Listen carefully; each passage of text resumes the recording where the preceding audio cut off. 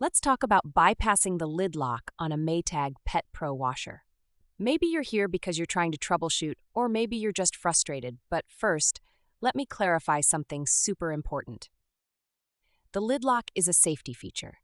Disabling it isn't exactly a manufacturer-recommended move, and you could void warranties or create safety risks.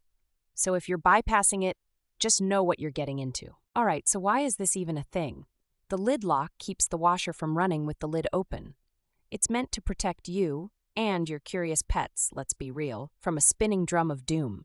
But sometimes it locks when it shouldn't, like mid-cycle. Or worse, you need to pop the lid open to grab something and it's just not cooperating. Frustrating, right? The first step in bypassing the lid lock is understanding how it works. Most Maytag washers have an electrical lock mechanism that engages and stops the drum from spinning. The washer sends a signal to that lock to keep it closed during operation.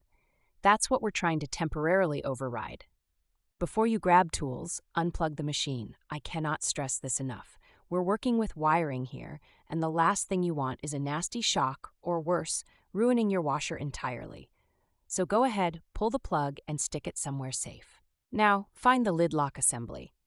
Depending on your model, this is usually located on the underside of the top panel near the hinge area. You'll probably need to unscrew a few screws or use a pry tool to access it. This part can be tedious, but patience is your friend. Once inside, you're looking for the wires that connect the lid lock to the control board. Usually, there's a harness with 3 to 4 wires. Typically, one wire sends the signal to lock, another confirms the lid is actually locked, and a third is a neutral or ground. Some models also have a fourth for added control. Here's where it gets technical. Use a small piece of insulated wire as a bypass jumper. Identify which wires signal the lock mechanism and carefully connect those in a way that mimics the locked state. You can usually find wiring diagrams for your specific washer model online if you're unsure. Testing time. Plug the washer back in. You're just testing here, so don't walk away and do a load of laundry just yet.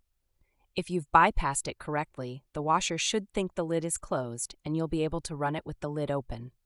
If it doesn't work, unplug it and check your connections. A quick pro tip, consider labeling your bypassed wires. If you have to go back in and troubleshoot later, it'll save you so much hassle. You don't want to be randomly guessing which wire did what 6 months from now. Trust me on this. Okay, let's talk downsides. Flaming hot take. This bypass might make operating the washer less safe, like we're bypassing a feature that's literally designed to keep you safe. So always monitor the washing machine closely if you've decided to go this route. If this sounds too complicated, totally fair, Maytag service techs are your friends. Sure, it's a bill, but they know these machines inside and out. Honestly, sometimes it's worth saving yourself the headache and the risk of accidentally frying your washer. Bottom line, bypassing the lid lock is a stopgap, not a long-term fix. It's great for troubleshooting, but if the lid lock is acting up, there's probably a deeper problem with the mechanism or control board.